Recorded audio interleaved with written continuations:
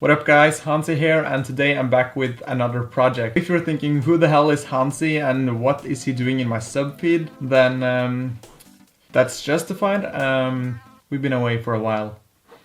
If you're a part of the other group thinking why are you holding a cutting board in your hand, then that's because this is the hero of today's project, because today we'll make an RGB mousepad. Mousemat? An RGB mousemat. Mousepad?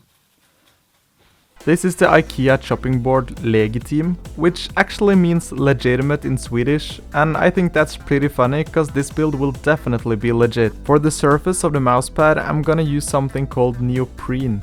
This is the kind of fabric that is in most mousepads, so if you don't really want to get this, get an old mouse mat instead. Or you can use some other fabric, but it won't feel as authentic. For the regular viewer here at the Natural Nerd, I mean the Nerdforge channel, addressable RGBs might not come as a surprise. These ones are a particularly thin kind though, so I'll leave a link for it in the description as always. The first thing I'm doing with the chopping board is making sure I'm working with the backside up. This is because the backside has an embossed product tag on it, so it's best to do our dirty work on this side. Now I'm making marks roughly 1 centimeter from the edge of the board. This distance is more or less optional. The longer from the edge, the more diffuse light we'll end up with in the end.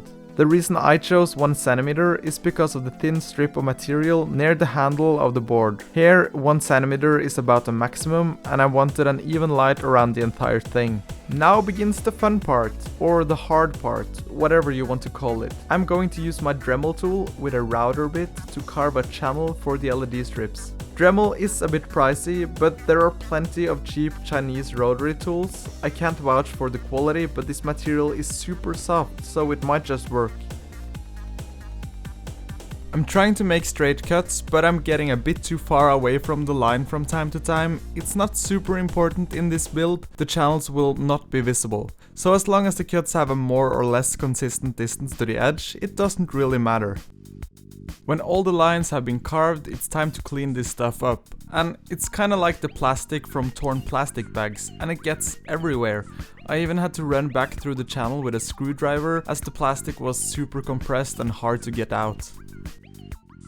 This is how the carving turned out in the end, and I'm showing you this because you can see it's much less than perfect. But even so, it's going to work out just fine, and I actually try to not spend that much time on perfection where it's not needed. Now we have to make room for the Arduino.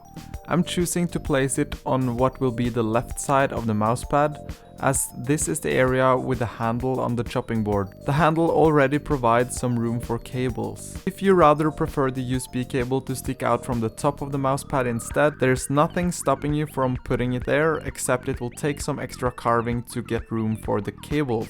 When everything is carved and cleaned up, the Arduino should sit flush against the legitimate chopping board. Now I'm going to focus on the little wiring that we have to do. I placed the LED strips in the channel and cut the cables where they are long enough to reach the Arduino. So I'm beginning by stripping all the cable tips of insulation, and then I pre-solder each tip individually. If you're new to this kind of thing, it can seem a bit intimidating in the beginning. I suggest just jumping into it. I find learning by doing always the best way. Then I solder the cables directly to the Arduino, and generally I try to use pins and breakouts instead, but due to the lack of space in this project, it's just the most convenient approach. If you want to know what is connected to what, I made this diagram, and I added the fancy font just so it would be a little more understandable for you guys. By the way, the green one is the data wire, and it could go to any digital pin. With the electronics out of the way, it's time to once again bow our heads in favor of the almighty glue gun. Without her advice and gentle touch, my life would be in pieces. Hot glue just seems to be a great way to place LED strips, especially when the adhesive on the back is not enough. But if you have a high density of LEDs, hot glue won't work. Instead, it will melt and you will be sad. Mark my words.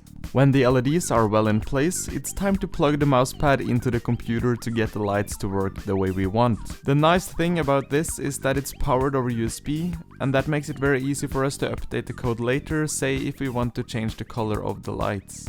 The code for this is actually gonna be pretty simple, so don't skip this yet, bear with me. In the Arduino software, we will begin by including the fast LED library to control the lights. This can be installed via the library manager in the Arduino software if you don't already have it installed. Let's begin by defining two macros, one containing the number of the pin we used for the green cable and one containing the amount of LEDs we have.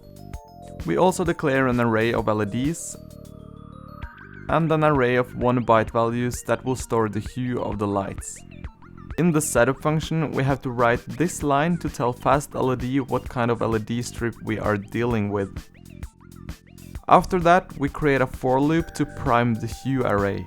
Here we want the hues to be distributed evenly across the entire spectrum of colors to begin with. And as the highest value is 255, we can divide by the amount of LEDs and multiply with the index of the LED we are addressing. If we show the LEDs right after the setup function, the mousepad now looks like this. And while that is definitely cool, we want it to animate across the entire color spectrum. So in the loop function, we create a similar for loop to set the LED color, but in the location of the hue, we use the index of the hue array, incremented by 1. This will loop the hue value around 255, and this is because the hue value is a 1 byte value, which means it will begin overflowing on 255 and be reset to 0. And that's quite perfect, clever design by Fast LED there. The final thing we have to do is to call the show method on Fast LED to make the color changes actually appear, and then delay to decrease the speed of the change. After uploading the code to the Arduino, we are going to put the fabric onto the cutting board. First, I'm cutting out a smaller, more manageable piece of neoprene, and then I'm applying spray glue on both sides. After letting it dry for about 10 minutes, I put the neoprene on top of the cutting board. When the glue is applied and it's dry, I cut out the edges of the neoprene. And this was actually the hardest part of the entire build, as I wanted to avoid getting frayed edges. And that's about it. All that remains is to plug it in.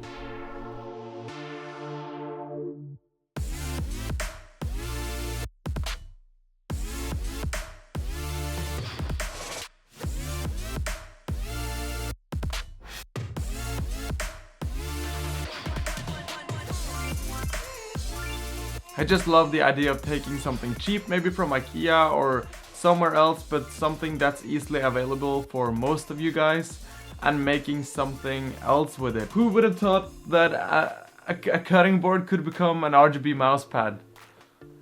Just love that. That's really cool. We are becoming more active on Instagram, so if you want to see more behind the scenes stuff, kind of progress pictures, and you know, get a little sneak peek of what's going on in our lives, then you should definitely check us out on Instagram. Thank you so much for watching, and I'll see you in another project.